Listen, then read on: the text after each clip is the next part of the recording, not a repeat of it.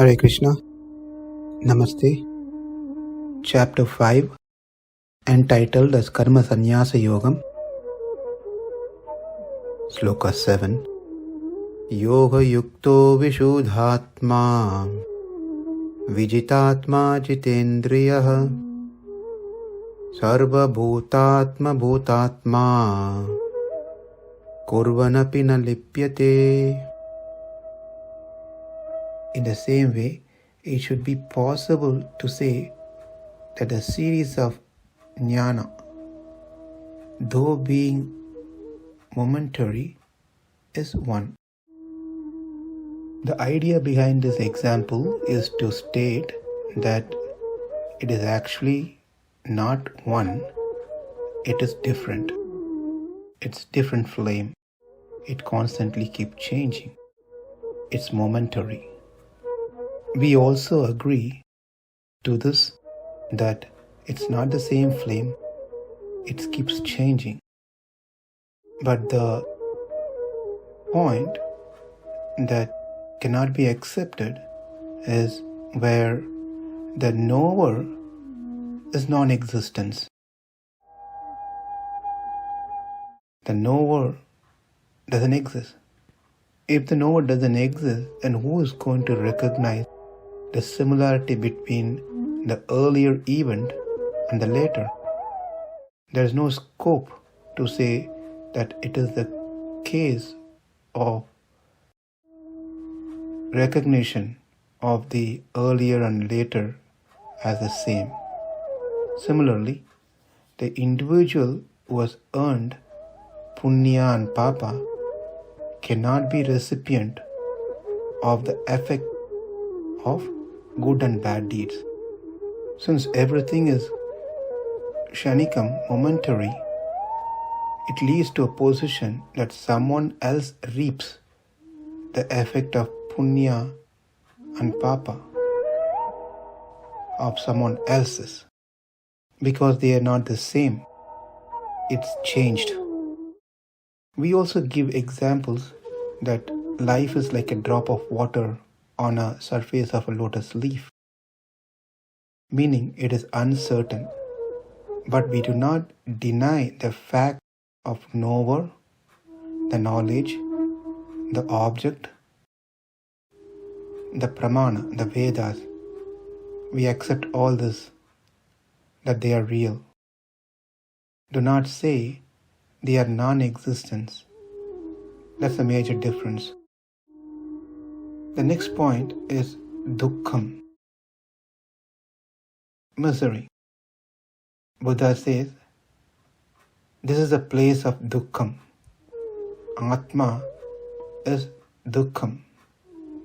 The reason is said that because one will not develop attachment towards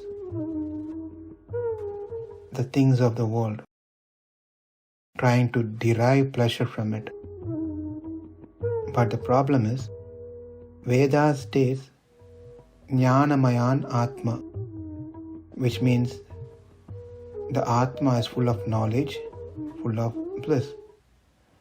Whereas Buddha says dukkhamayam atma, atma is full of misery, which is completely opposite to what Veda says. The third point, swalakshanam, the nature. Buddha says each object has its own nature and there is no relationship between these objects, meaning Atma, which means we cannot say jivatma, paramatma, etc. It cannot be common. We also agree that jivatma and paramatma are distinct, but they fall into the category of atma. But what Buddha says is, you can't even categorize that into any group. They are all distinct in nature. Finally, the fourth principle is sunyam. Sunyam means voidism, void. Nothing exists. That everything in the universe is void, which amounts to non-existence. of anything. Based on these 4 principles, there are 4 doctrines that was advocated by Buddha. Number 1, everything in the universe is momentary. Number 2, the object of perception do not actually exist. Number 3, external objects do not exist apart from knowledge. Number 4, apart from attributes, there is no separate substance as such. These are the 4 doctrines. From these teachings of Buddha, there were 4 major schools of thoughts sprouted within Buddhism. And each one picked upon certain doctrines from these 4 that Buddha presented, and each one started preaching to the world. Before we go into the details of understanding these 4 different schools of thoughts within Buddhism, it is important that we understand that there are 3 sources of knowledge by which one can know things of the world, anything for that matter. The first one is pratyaksha, the second one is anumana, and the third one is shabda. Pratyaksha means trying to understand something by direct perception using the senses, eyes, ears, nose, etc. Anumana means trying to understand something by inference, logics. Shabda pramanam means verbal testimony. That's through the scriptures. So it's pratyaksha pramana. Pramana means evidence.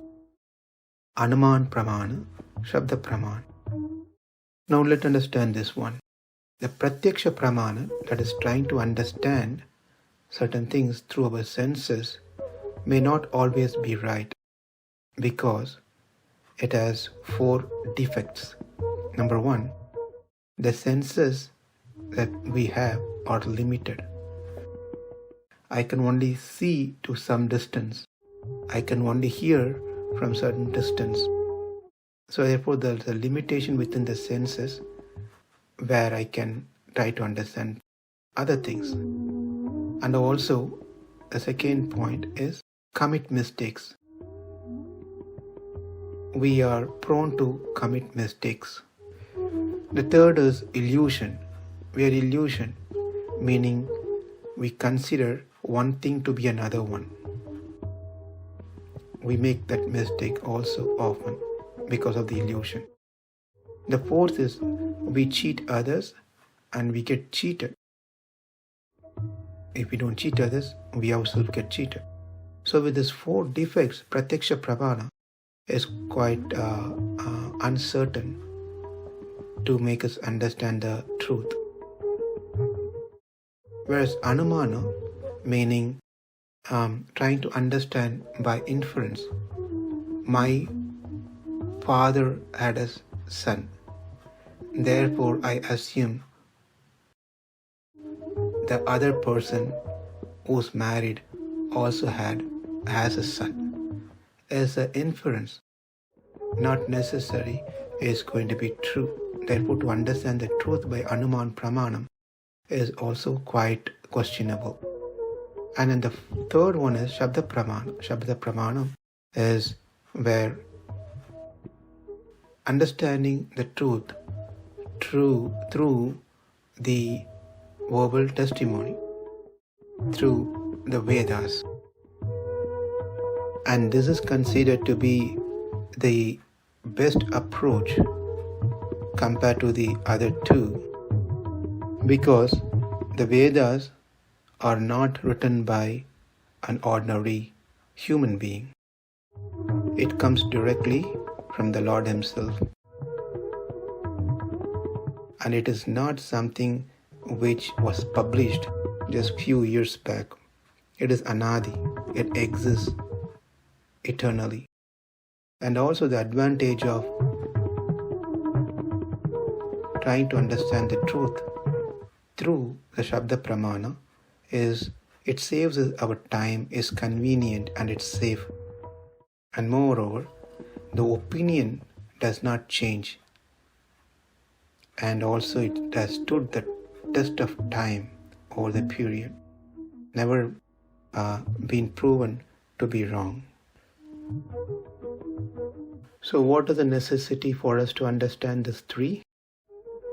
It is important we understand this three because many schools of thought, they place their principle or understanding based on these evidence. One of these evidence. So in the Buddhism also likewise, we will see what are the evidence that they accepted or denied. In our next session, we'll see the different schools of thoughts within the Buddhism. Thank you. Hare Krishna. Namaste. Hare Krishna.